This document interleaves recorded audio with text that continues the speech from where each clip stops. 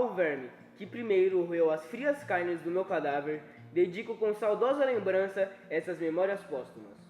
O Memórias Póstumas de Brás Cubas foi a primeira obra que inaugurou o período do realismo da literatura brasileira. Durante esse período, as obras geralmente criticavam alguns comportamentos que a sociedade tinha, alguns costumes. E Machado de Assis, que foi o que inaugurou esse período, ele usava muito da ironia para fazer essas críticas, do humor. Uma característica desse livro foi o pessimismo, que ficou muito escondido em humor e ironia. E diferente do romantismo, o realismo ele já é uma obra mais séria, mais crítica, que no romantismo era uma obra para entreter as pessoas.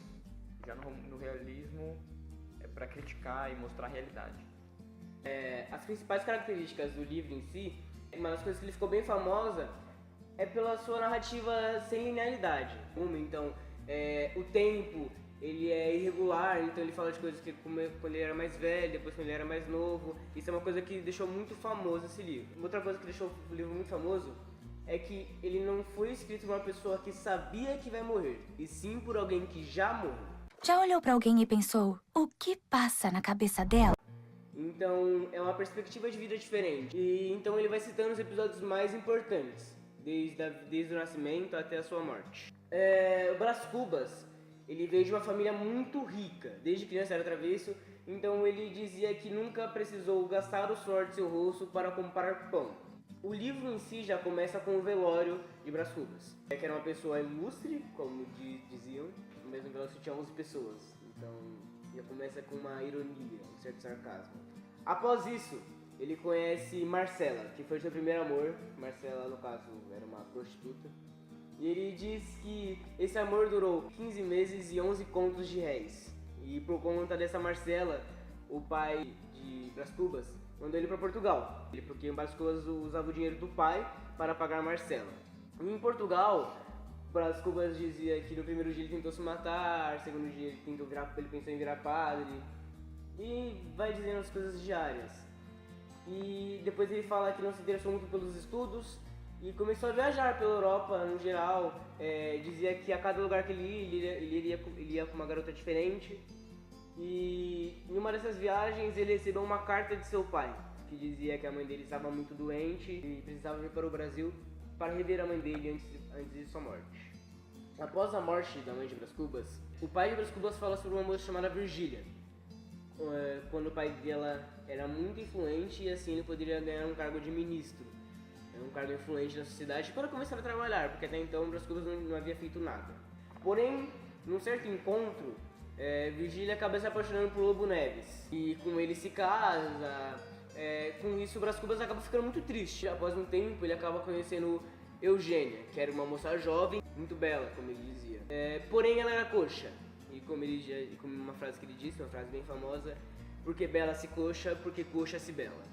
Mas ela acaba terminando com ela, pois até Eugênia, como disse no livro, não era uma moça para ele e para a sua vida.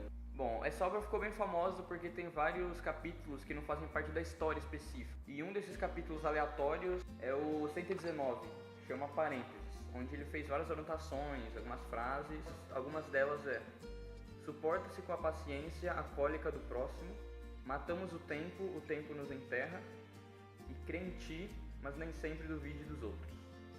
Aí, um dia ele reencontra a Virgínia num baile, eles se apaixonam de novo e viram amantes.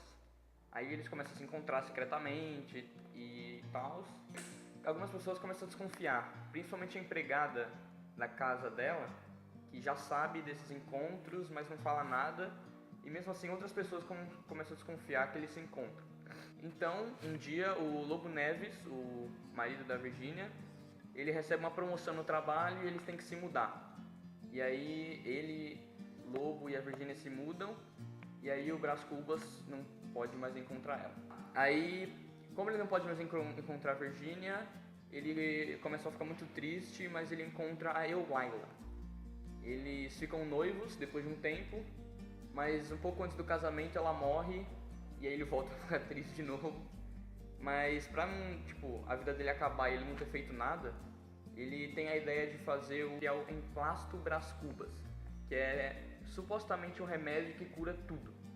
Mas aí, no meio desse processo, ele fica muito doente e vem a morrer. E é isso aí. Esse foi um resumo do livro Memórias Póstumas de Brás Cubas.